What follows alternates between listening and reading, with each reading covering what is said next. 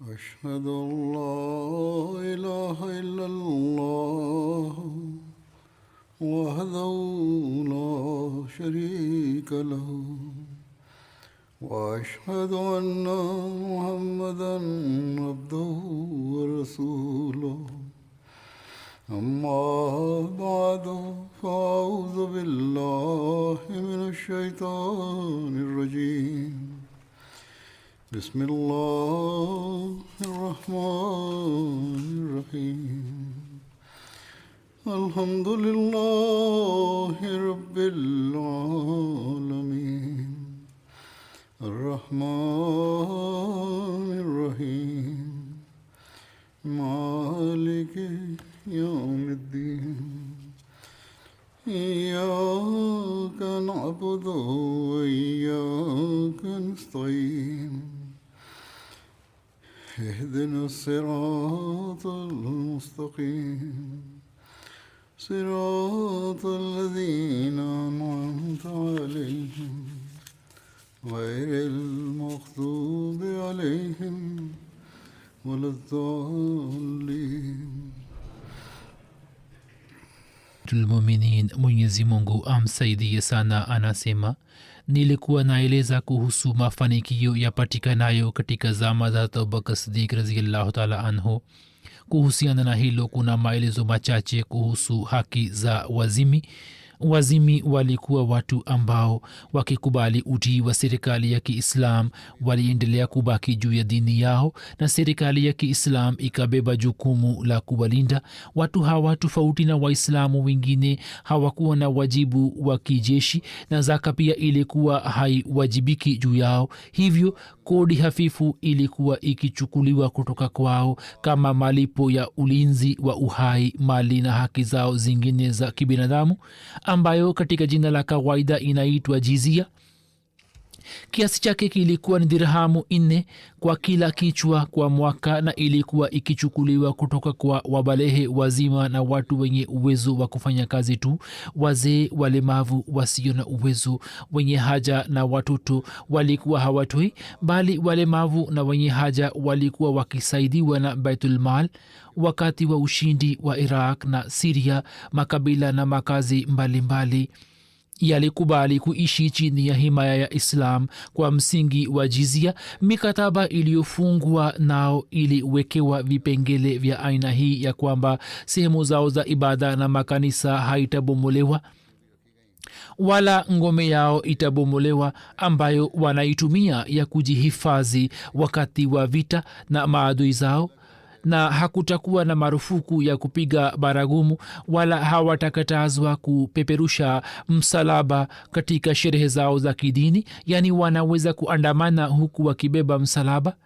Katika zama za ukhalifa wa Abubakar, mkataba wa suluhu ambao Khalid bin Walid alikuwa amefanya na watu wa Hira, katika mkataba huo pamwe na mambo mengine, ahadi ilikuwa imefanywa ya kwamba mzee asiye na uwezo wa kufanya kazi au akipatwa na shida au marazi fulani, au mtu aliyekuwa tajiri kisha afilisike mpaka watu wa dini yake waanze kumpatia sadaka, yeye atasamehewa jizia, na maadamu ataishi katika Darul Hijrat na Darul Islam ambako kuna serikali ya Kiislam, matumizi yake na matumizi ya ahli zake yatatolewa na nizamu ya Baitul Mal.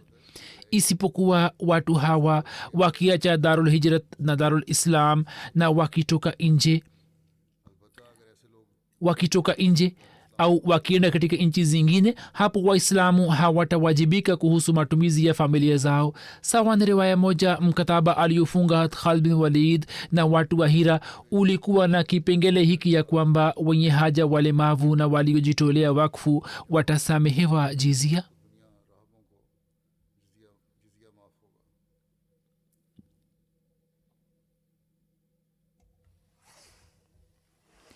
Kisha kuna kazi kubwa mno ya kukusanya Qur'ani tukufu iliyofanywa katika zama za Abubakar Siddiq radhiyallahu ta'ala anhu.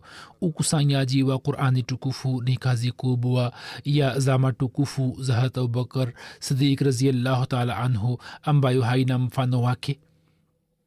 Sababu iliyochangia ya kufanya hivyo ni vita vya Yamama iliyopiganwa dhidi ya Musalma Kazab. Katika vita vya Yamama Waislamu wapatao 1200 waliuawa shahidi, ikiwemo idadi kubwa ya masahaba wakubwa na mahafizi wa Qurani tukufu. Na sawa na riwaya moja, idadi ya mahafizi waliouawa shahidi imeelezwa kama 700. Hivyo katika hali hiyo Mwenyezi Mungu akafungua kifua cha Hazrat Umar radhiyallahu anhu kuchukua hatua ya kukusanya Qurani tukufu katika sehemu moja. Habari hiyo yeye akamweleza Hazrat Abubakar radhiyallahu anhu, ambayo maelezo yake yameelezwa katika Sahih Bukhari. Ubaid bin Sibaq anasimulia ya kwamba Hazrat bin Thabit alituambia ya kuwa baada ya vita vya Yamama Hazrat Abubakar akamuita, ndipo anasema kwamba nikaona ya kuwa Hazrat Umar bin Khattab radhiyallahu anhu ameketi kwake. Hazrat Abubakar akasema kwamba Umar amenijia na ameniambia ya kwamba katika vita vya Yamama mahafizi wengi wa Qurani tukufu wameuawa shahidi, nami nina hofu ya kwamba katika vita zijazo makari wengi na mahafizi watauawa shahidi, na kwa sababu yake kuna wasiwasi juu ya kupotea kwa sehemu nyingi za Qurani tukufu. Hivyo Hazrat Umar akasema kwamba katika rai yangu wewe utoe amri ya kukusanya Qurani tukufu. Hazrat Abubakar akamwambia Hazrat Zaid kwamba mimi nimemwambia Umar ya kuwa kivipi utafanya kazi ambayo Mtume sallallahu alaihi wasallam hakuifanya. Hapo Umar akasema kwamba wallahi katika kazi hii kuna kheri tu.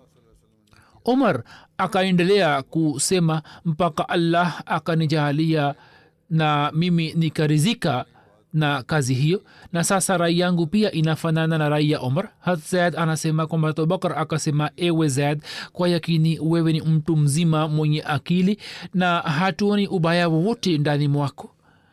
Ulikuwa unaandika wahyi kwa ajili ya Mtume sallallahu alaihi wasallam, basi sasa uanze kutafuta Qurani tukufu na kuikusanya. Hazrat Zaid anasema kwamba wallahi kama yeye angenipa wajibu wa kuhamisha mlima mmoja kupeleka sehemu nyingine, wajibu huo ungekuwa rahisi kwangu kuliko kukusanya Qurani tukufu. Kazi hiyo ilikuwa kubwa mno niliyokabidhiwa.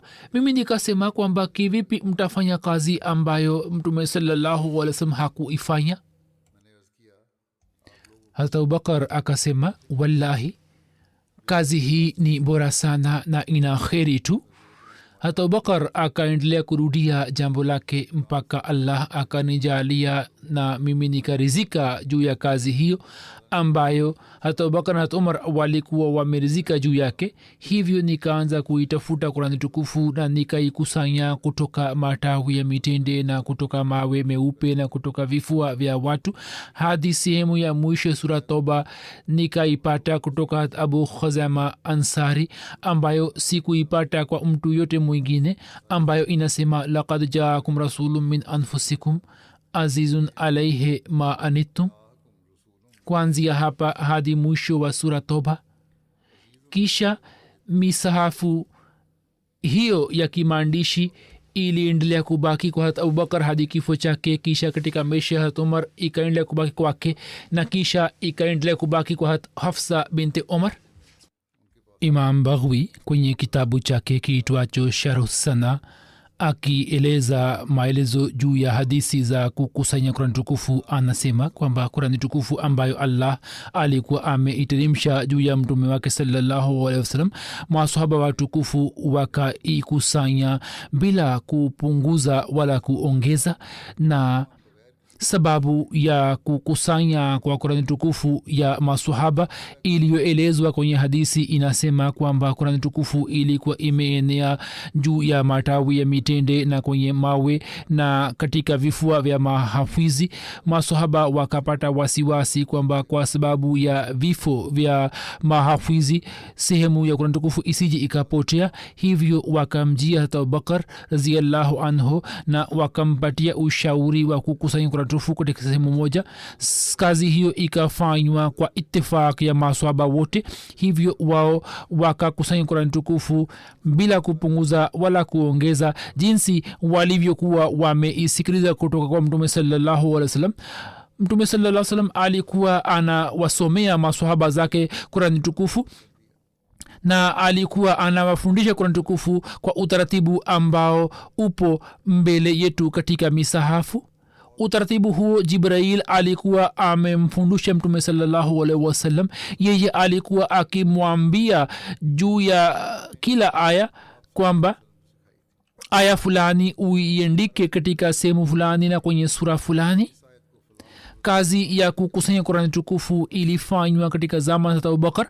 Hat Ali akieleza habari hiyo anasema kwamba Mwenyezi Mungu amrehemu Hat Abubakar Siddiq ndiye ambaye alikuwa ametunza Qur'an tukufu katika kitabu, katika sura ya kitabu. Musleh Maud radhiyallahu ta'ala anhu akieleza habari ya ukusanyaji wa Qur'an tukufu anasema kwamba habari na jambo ambalo lilikuwa hali kutokea wakati ule lilikuwa hili tu kwamba Qur'an tukufu ilikuwa haikukusanywa katika jalada moja,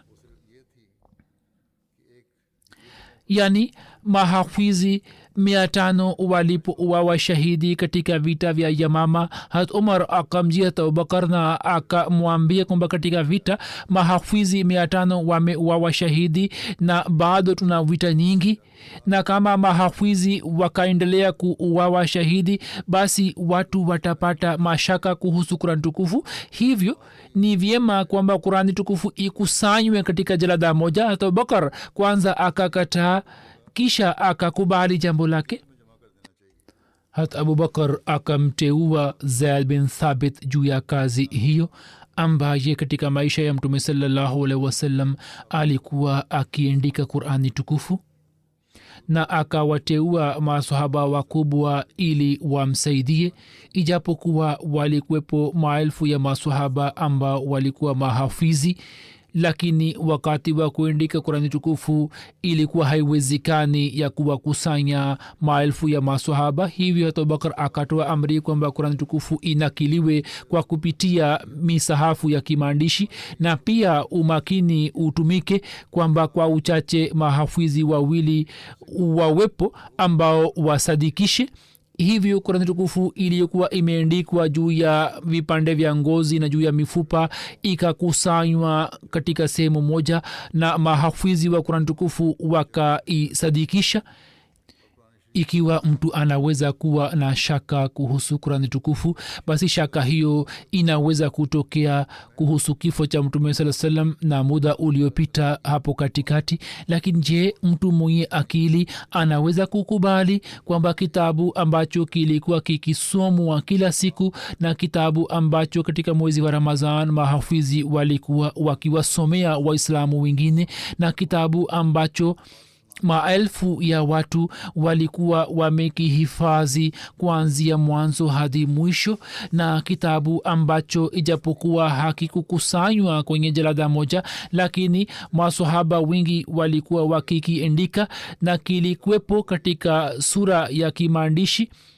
Sasa katika kazi ya kukusanya kwenye jalada moja, je, mtu angeweza kupata shida yoyote?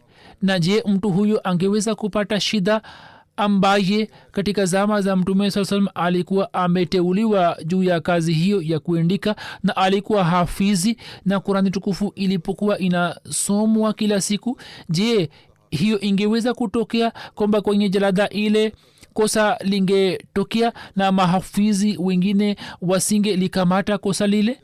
Kama juu ya ushahidi huo mtu awe na mashaka, basi katika dunia hii hakuna dalili itakayobaki. Uhakika na haki ndio hii kwamba katika dunia hii hakuna maandishi jinsi Qur'an tukufu iliyopo mbele yetu, yani hakuna maandishi yanayoweza kusimama mbele ya Qur'an tukufu. Anatoa dalili akisema kwamba Qur'an tukufu ipo mbele yetu katika hali ile ile jinsi ilivyokuwa imeteremka. Musleh Maud radhiyallahu anhu akitoa jibu la shutuma moja anasema kwamba shutuma moja inaletwa ya kuwa katika zama za Mtume sallallahu alaihi wasallam Qur'ani tukufu nzima ilikuwa haikuandikwa. Jibu lake ni kwamba hilo sio sahihi. Katika zama za Mtume sallallahu alaihi wasallam kwa yakini Qur'ani tukufu nzima ilikuwa imeandikwa. Wanaosema kwamba haikuandikwa, hiyo sio sahihi, ilikuwa imeandikwa. Kama kuna riwaya ya Hat Usman inayosema kwamba sehemu fulani ilipokuwa ikiteremka, Mtume sasa alikuwa akiwaita waandishi na alikuwa anawaambia kwamba muingize katika sehemu fulani. shahidi hizi za kihistoria zipo. Kisha kusema kwamba katika zama za mtume saa salam kurani tukufu ilikuwa haikuindikwa ni upumbavu tu.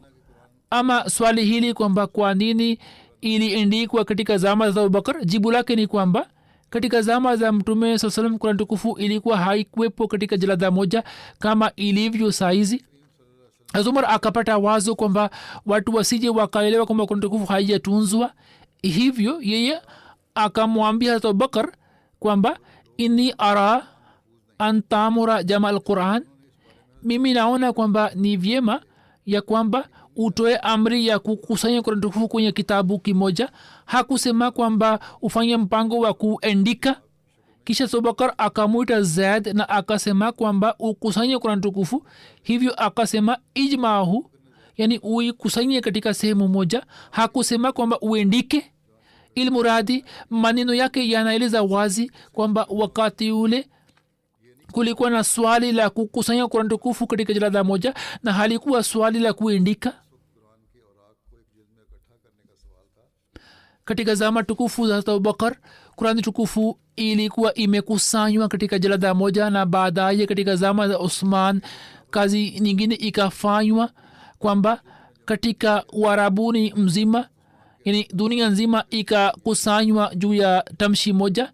Hivyo katika zama za Uthman kuhusiana na uchapishaji wa Qur'an tukufu, Musleh Maud anasema kwamba baada ya Abubakar katika zama za Uthman malalamiko yalipatikana kwamba watu wa makabila mbalimbali wanasoma Qur'an tukufu kwa matamshi tofauti.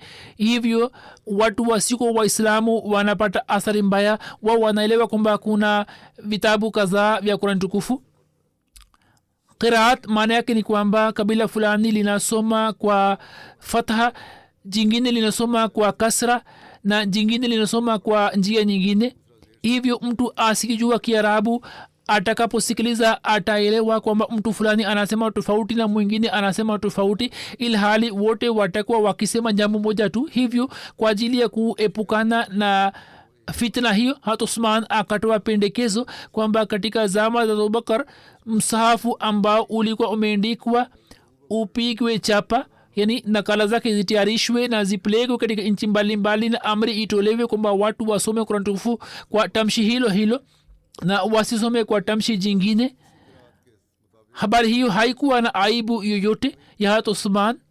Katika zama za mtume sallallahu alaihi wasallam watu wa Arabu walikuwa wakiishi maisha ya kikabila, yani kila kabila lilikuwa linaishi kwa maisha yake.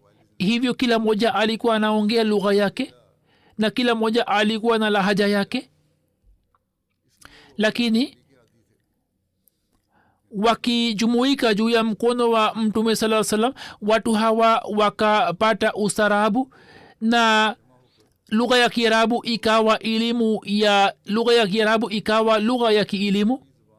Watu wakaanza kujua lugha ya Kiarabu na wakaanza kusoma.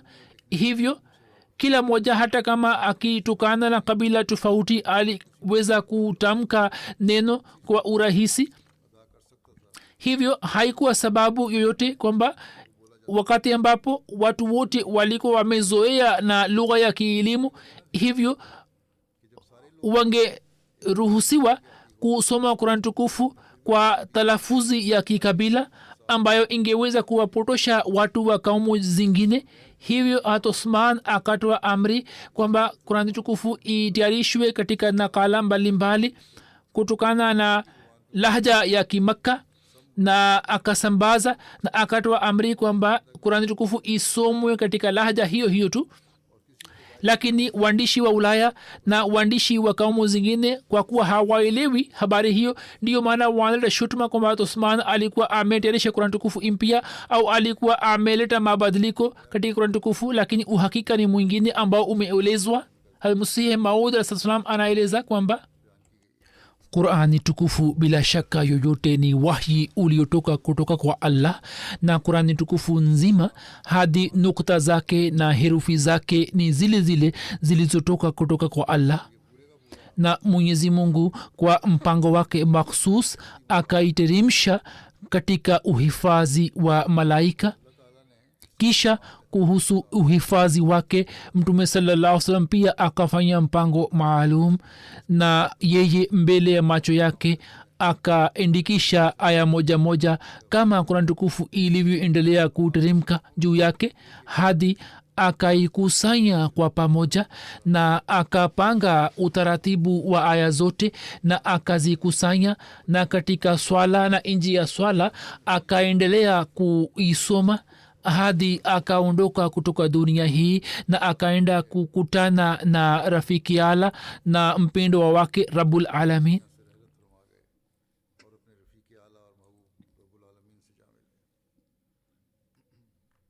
kisha hat masihi maud alah salam anasema kwamba kisha baadaye khalifa awal hat abubakr siddiq raziallahu taala anhu akazikusanya sura zake kwa kutumia utaratibu ambao alikuwa ameusikiliza kutoka kwa mtume sallallahu alaihi wasallam. kisha baada ya abubakr siddiq raziallahu taala anhu mwenyezi mungu akamjaalia khalifa salat hat usman raziallahu taala anhu na yeye sawa na lugha ya kiquraishi akakusanya Qur'an tukufu katika tamshi moja na akaisambaza katika nchi zote. hili ni swali ya kwamba sahifa sadiki iliendelea kutunzwa hadi lini, yani Qur'ani tukufu ambayo hata Abubakar Siddiq alikuwa ameiandikisha ili baki hadi lini. kuhusu hilo imeandikwa kwamba Qur'ani tukufu ambayo hata Abubakar Siddiq alikuwa ameweka kwenye jalada moja inaitwa sahifa sadiki. sahifa hiyo ikaendelea kubaki hadi kifo cha Abubakar Siddiq. kisha ikaja kwa Umar na Umar akamkabidhi Ummul Mu'minin Hafsa na akamwambia kwamba asimpatie mtu yote isipokuwa mtu akihitaji kuitumia kwa ajili ya kutayarisha nakala yake au kwa ajili ya kurekebisha makosa yake anaweza kunufaika nayo. hivyo hata Usman katika zama za ukhalifa wake akiazima kutoka Hafsa akatayarisha nakala zake kadhaa na kisha msahafu ule akamrudishia Hafsa.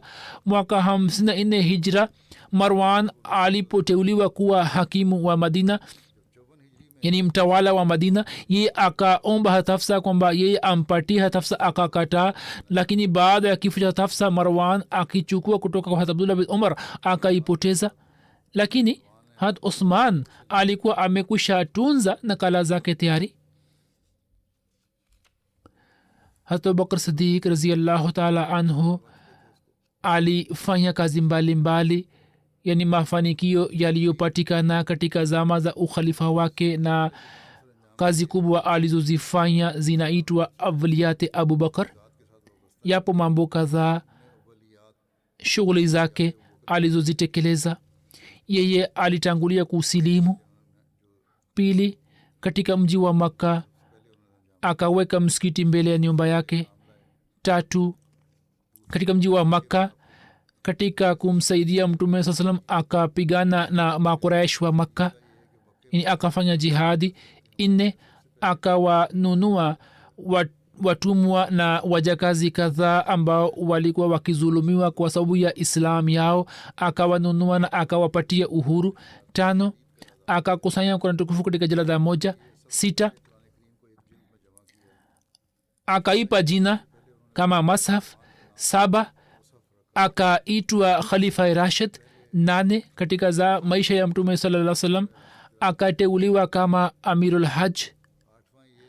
9, katika maisha ya mtume sallallahu alaihi wasallam yeye akawaswalisha Waislamu 10 katika Islam, akaanzisha Baitul Mal.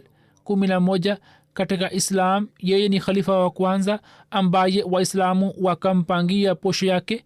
12, huyu ni khalifa wa kwanza ambaye akamteua janshin wake, yani alikuwa amemteua Hazrat Umar kwamba atakuwa khalifa baada yake.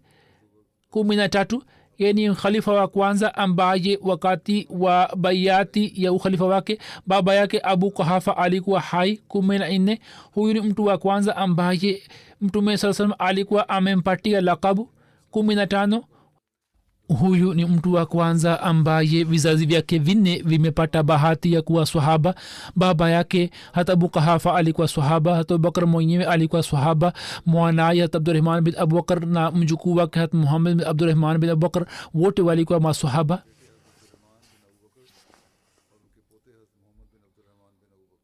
kuhusu sifa za hata Abubakar Siddiq radhiyallahu ta'ala anhu imeandikwa, yani maumbile yake imesimuliwa na hata Aisha radhiyallahu ta'ala anha, imesimuliwa na hata Aisha radhiyallahu ta'ala anha kuhusu maumbile yake na kuhusu sura yake kwamba yeye alimwona mwarabu moja ambaye alikuwa akitembea kwa miguu, na yeye wakati ule alikuwa kwenye hodaji yake. ye akasema kwamba mimi sijawahi kumwona mtu mwingine aliyefanana na hata Abubakar radhiyallahu ta'ala anhu. msimuliaji anasema kwamba sisi tukamuuliza hata Aisha tukisema kwamba wewe utuambie kuhusu maumbile ya hata Abubakar. hata Aisha akasema kwamba hata Abubakar alikuwa na rangi nyeupe, alikuwa mwembamba, hakuwa na nyama nyingi juu ya shavu lake, mgongo wake ulikuwa umeinama kidogo, kikoi kilikuwa hakisimami juu ya mgongo wake na kilikuwa kinashuka chini kidogo, uso wake haukuwa na nyama nyingi, macho yalikuwa yameingia ndani na paji lake lilikuwa juu. Ibn Sirin anasema kwamba mimi nilimuuliza hata Anas bin Malik kwamba hata Abubakar alikuwa akitumia hina. ye akasema kwamba ndio alikuwa anatumia hina na katam, yani alikuwa anatumia rangi juu ya ndevu yake. katam ni jina la miti shamba fulani. kuhusiana na kumwogopa Allah na utakaso wake na uchamungu wake imeandikwa kwamba Nabii Karim sallallahu alaihi wasallam alikuwa amewapatia hata Rabia bin Jafar na Abubakar ardhi fulani, yani mashamba fulani. wote wakahitilafiana kuhusu mti mmoja. katika mjadala huo Abubakar akamwambia Rabia bin Jafar jambo fulani kali, lakini baadaye akahisi majuto juu yake, akasema Rabia we pia useme jambo kali ili liwe kisasi. lakini yeye akakataa. hata Rabia akakataa kusema maneno makali. wote wakamjia Mtume sallallahu alaihi wasallam wakamweleza tukio zima. hapo Mtume sasam akasema kwamba Rabia, wewe usitumie maneno makali bali ufanye maombi ukisema kwamba ghafarallahu laka ya Abubakar, e Abubakar Mwenyezi Mungu akusamehe. yeye akafanya hivyo. hata Abubakar aliposikiliza jambo lake akapata athari kubwa mpaka akarejea huku akilia sana. riwaya moja inasema kwamba hata Abubakar Siddiq aliona ndege moja ambaye alikuwa ameketi juu ya mti, akasema kwamba ewe ndege, uwe na habari njema, wallahi mimi nataka kwamba niwe kama wewe unaketi juu ya mti kisha unakula matunda na kisha unaruka. wewe hutaulizwa wala hutapata adhabu yote. wallahi mimi nataka kwamba lau kama ningekuwa mti wa njiani na ngamia angepita karibu nami na angenikamata na angenila na angenimeza haraka, kisha angenitoa katika sura ya kinyesi na mimi nisingekuwa mwanadamu.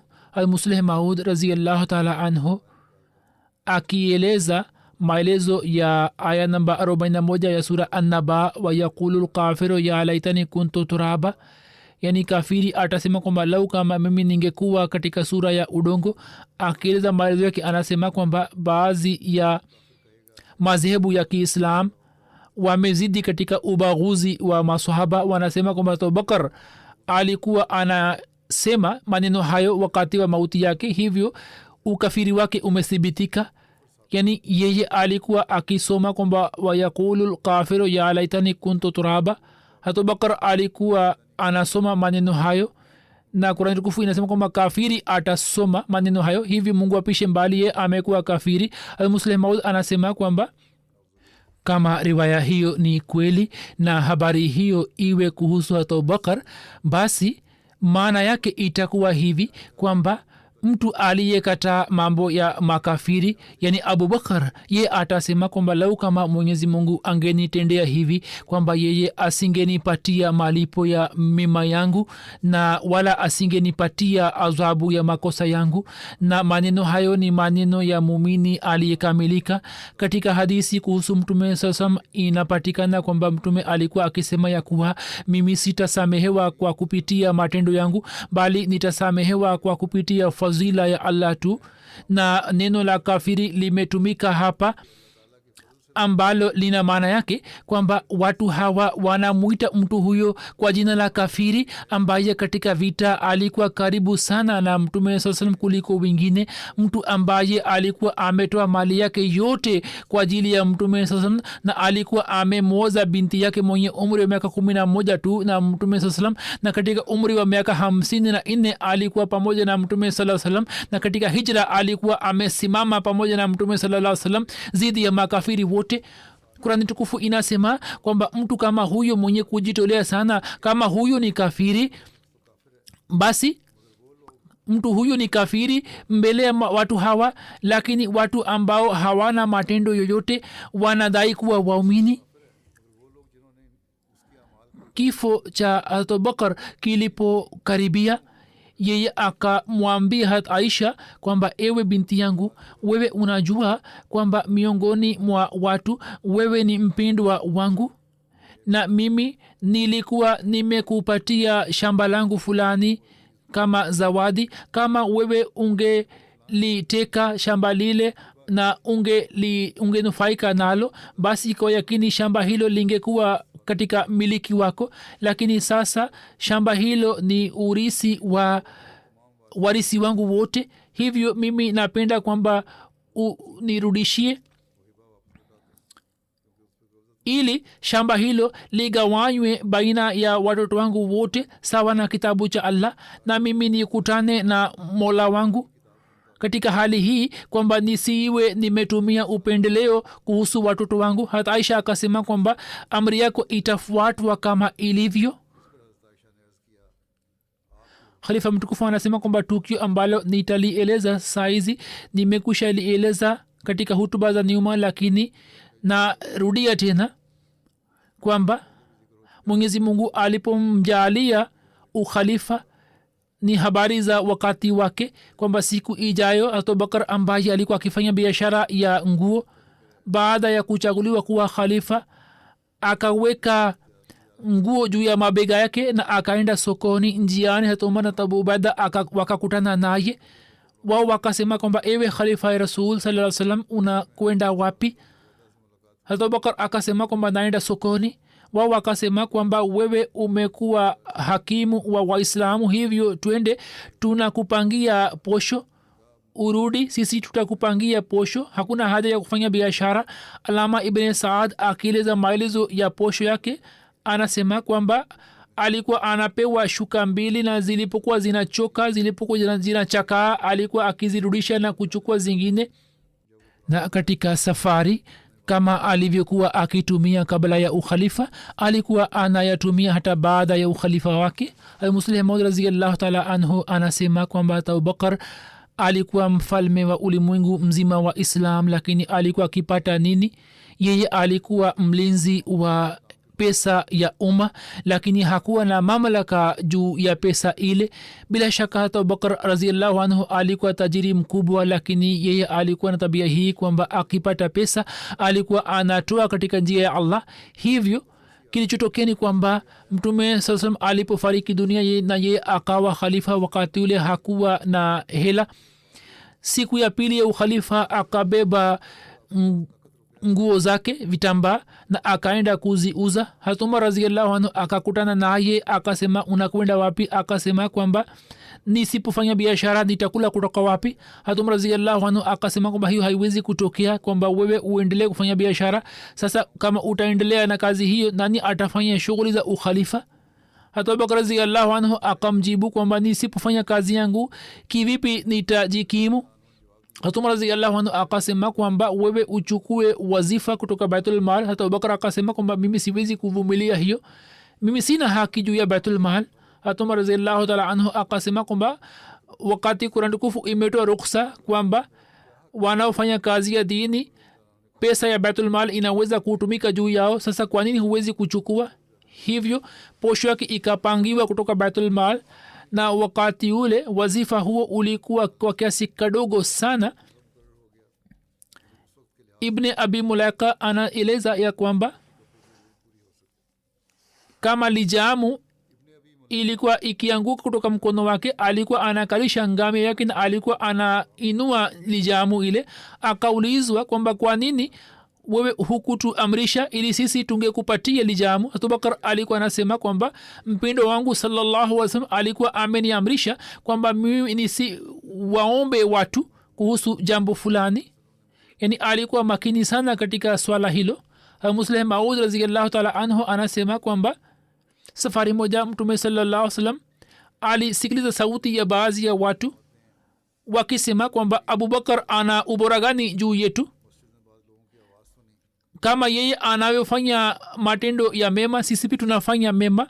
Mtume sallallahu alaihi wasallam aliposikiliza akasema kwamba ni watu, Abubakar hana ubora kuhusiana na swala au saumu, bali ana ubora kuhusu wema uliomo moyoni mwake.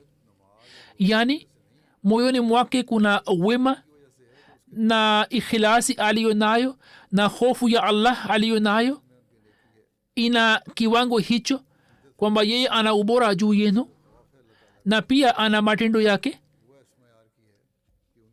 Hat Masihi Maud alayhi salam akieleza maelezo ya aya moja ya Qur'ani tukufu ameeleza cheo na daraja ya Abubakar.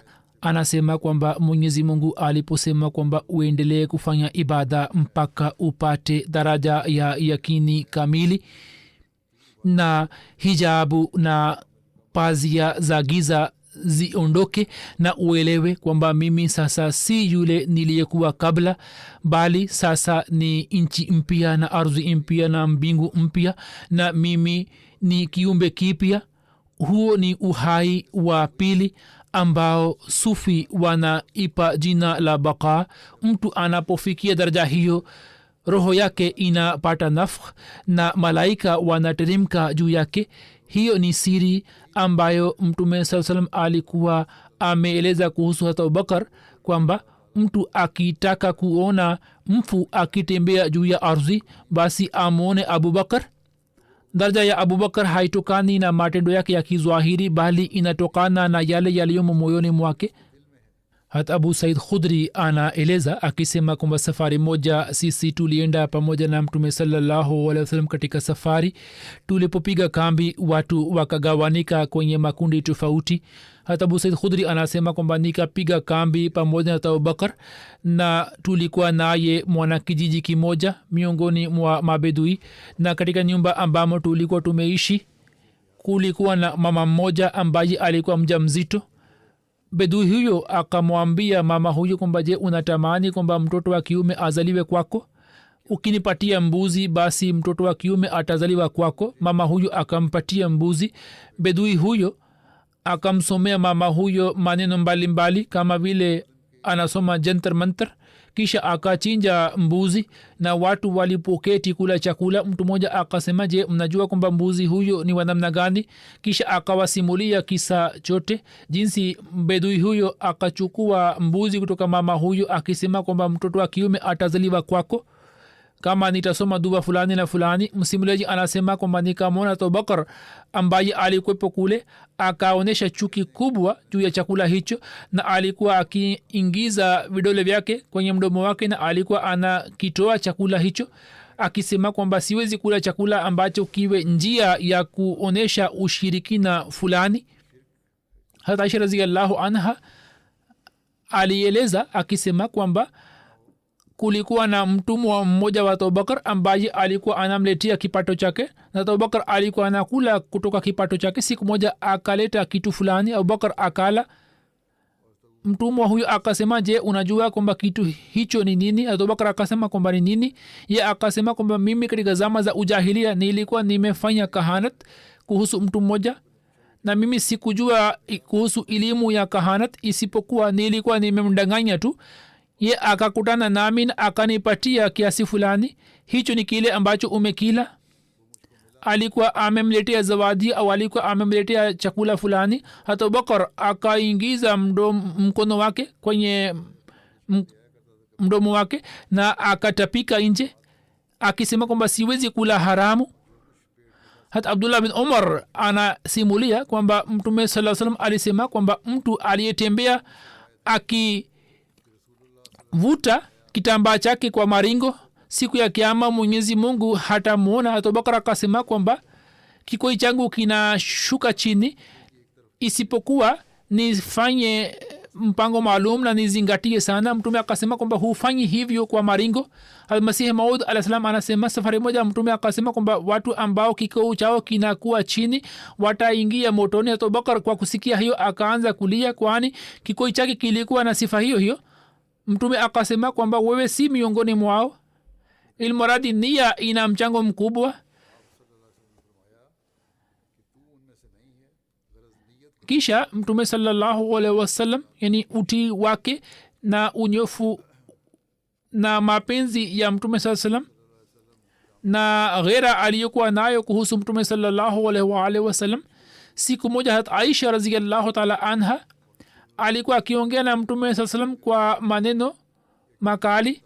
Hapo babake yani Abubakar akaja, na kwa kuona hali hiyo hakuweza kujizuia, akaenda mbele kumpiga binti yake kwamba wewe unaongea mbele ya Mtume wa Allah. Mtume sallallahu alaihi wasallam alipoona akaja katikati ya binti na babake na akamsalimisha hata Aisha kutoka adhabu ya Abubakar. hata Abubakar alipoondoka, Mtume sallallahu alaihi wasallam akamwambia hata Aisha kwa utani kwamba umeona, leo mimi nimekusalimisha kutoka baba yako. Baada ya siku kadhaa Abubakar akaja tena, na safari hii hata Aisha alikuwa anaongea na Mtume sallallahu alaihi wasallam kwa furaha na kwa bashasha. hata Abubakar akasema kwamba angalieni, nini mlikuwa mmenishirikisha katika ugomvi wenu, sasa munishirikishe katika furaha yenu. Hapo Mtume akasema kwamba tumekushirikisha. hata Uqba bin Haris anaeleza ya kwamba mimi nilimwona hata Abubakar, yeye akambeba hata Hasan na alikuwa akisema ya kwamba baba yangu ajitolee kwako, sura yako inafanana na Nabii sallallahu alaihi wasallam na haifanani na Ali. hata Ali kwa kusikia hayo alikuwa akitabasamu. hata Abdullah bin Umar radhiyallahu ta'ala anhuma wanasimulia ya kwamba binti ya hata Umar bin Khattab, hata Hafsa mume wake hata Khunais bin Hazafa Sahmi alipofariki dunia na hata Hafsa akawa mjane. hata Khunais alikuwa miongoni mwa masahaba wa Mtume sallallahu alaihi wasallam na alikuwa ameshiriki katika vita vya Badr na alikuwa amefariki dunia katika Madina. hata Umar bin Khattab alikuwa akisema kwamba nikakutana na Uthman bin Affan na nikamwambia kuhusu Hafsa nikisema kwamba ukipenda basi ni muoze Hafsa nawe. Ye akasema nitatafakari juu ya swala hilo. Hivyo nikaendelea kusubiri kwa siku kadhaa. Kisha Osman akasema kwamba mimi nimeona kwamba katika siku hizi nisifunge ndoa. hata Umar alikuwa akisema kwamba kisha mimi nikakutana na hata Abubakar na nikasema kwamba ukipenda basi ni moze Hafsa na wewe. hata Abubakar akanyamaza na hakunipa jibu lolote. hata Umar alikuwa akisema kwamba hapo mimi nikahuzunika zaidi. Kisha nikaendelea kusubiri kwa mausiku kadhaa. Kisha Mtume akanitumia ujumbe wa kufunga ndoa na Hafsa. Mimi nikamoza Hafsa na Mtume sallallahu alaihi wasallam. Kisha Abubakar akakutana nami na akasema, labda ulikuwa umekasirika juu yangu, ulikuwa umeniambia kuhusu Hafsa na mimi sikukupa jibu lolote. Nikasema ndio, hivyo ilivyo. Yeye akasema kwamba kimsingi jambo ambalo ulikuwa umeniambia, jambo ambalo lilikuwa limenizuia kutoa jibu lake ni hilo tu, kwamba nilikuwa nimeshajua tayari kwamba Mtume sallallahu alaihi wasallam anataka kufunga ndoa na Hafsa, na mimi sikuwa hivi kwamba ningezuhirisha matakwa haya ya Mtume sallallahu alaihi wasallam, yani ningekuambia kwamba haya ni matakwa ya Mtume sallallahu alaihi wasallam, hivyo nikanyamaza au nikakataa. Anasema kwamba kama Mtume sallallahu alaihi wasallam angeacha ndoa hiyo basi mimi lazima ningekubali. hat Ali raziallahu anhu ameeleza kuhusu sifa za abubakar raziallahu anhu na imeendikwa hivi kwamba ibn abbas raziallahu anhuma anasimulia ya kwamba ye akasema nilikuwa nimesimama katikati ya watu ambao baada ya kifo cha umar bin khatab walikuwa wamefanya maombi kwa ajili yake wakati ambapo maiti yake iliwekwa juu ya kitanda nikaona kwamba mtu mmoja akaja nyuma yangu na akaweka mkono wake juu ya bega langu na akasema allah akurehemu nilikuwa na matumaini kwamba mwenyezi mungu atakuzika pamoja na marafiki zako wawili kwani nilikuwa nimemsikiliza mtume sasa akisema kwamba mimi na abubakar na umar tulikuwa katika sehemu fulani mimi na abubakar na umar tukafanya hivyo mimi na abubakar na umar tukaenda hiyo nilikuwa na matumaini kwamba mwenyezi mungu atakuweka pamoja na hawa wawili nilipogeuka na kuona huyu alikuwa hat ali bin talib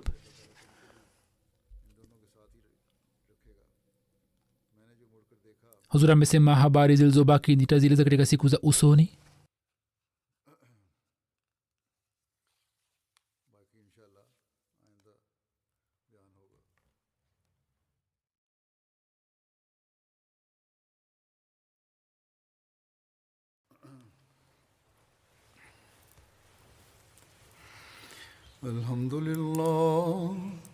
الحمد لله نحمده ونستعينه ونستغفره ونؤمن به ونتوكل عليه ونعوذ بالله من شرور أنفسنا ومن سيئات أعمالنا من يهده الله فلا مضل له ومن يضلل فلا هادي له ونشهد أن لا إله إلا الله ونشهد أن محمدا عبده ورسوله عباد الله رحمكم الله إن الله يأمر بالعدل والإحسان وإيتاء ذي القربى